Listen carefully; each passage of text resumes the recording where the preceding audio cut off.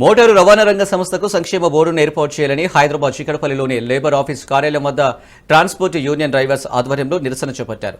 Ola, Uber, ర్యాపిడోలు రావడం వల్ల driver కార్మికులు వీధిన పడుతున్నారని రాష్ట్ర రవాణా శాఖ మంత్రి తక్షణమే స్పందించి తమ కోసం ఓ యాప్ను విడుదల చేసి ఆదుకోవాలని కోరారు. రవాణా రంగం ద్వారా ప్రైవేటు వాహనాల నుండి వచ్చే ట్యాక్సుల కంటే మన రాష్ట్రంలో ఉపయోగించే రవాణా కార్మికుల ట్యాక్సులు ఎక్కువగా వస్తాయని అన్నారు. ఇప్పటికైనా ప్రభుత్వం స్పందించి తమను ఆదుకోవాలని కోరారు.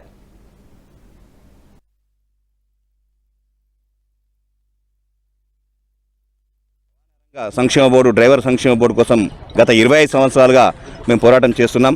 ఈ పోరాట భాగంలో ప్రతి ఒక్క మినిస్టర్ని కలిసాం. గత ప్రభుత్వాలను ఎంతో మేము ప్రయత్నించి మేము విఫలమైపోయాం. ఇప్పటికీ మొన్న మన కాంగ్రెస్ ప్రభుత్వం వచ్చేటప్పుడు కూడా మన రేవంత్ రెడ్డి గారు మేనిఫెస్టోలో పెట్టడం జరిగింది.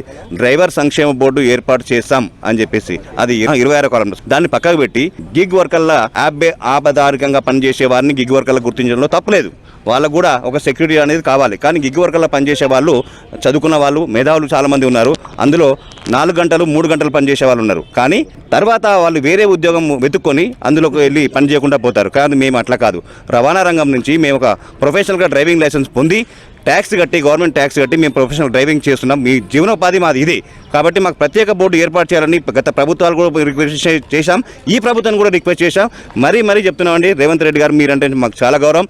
మీరు ఇచ్చిన మాట ప్రకారంగా మాకు సంక్షేమ బోర్డు ఏర్పాటు చేసి, మీరు ఇచ్చిన మాట ప్రకారంగా మేము కొత్తగా అడగడం లేదు, మీరు మేనిఫెస్టోలో పెట్టిన దాని గురించి అడుగుతున్నాము. అది ఏర్పాటు చేసి మాకు న్యాయం చేకూరుస్తారని మరీ మేము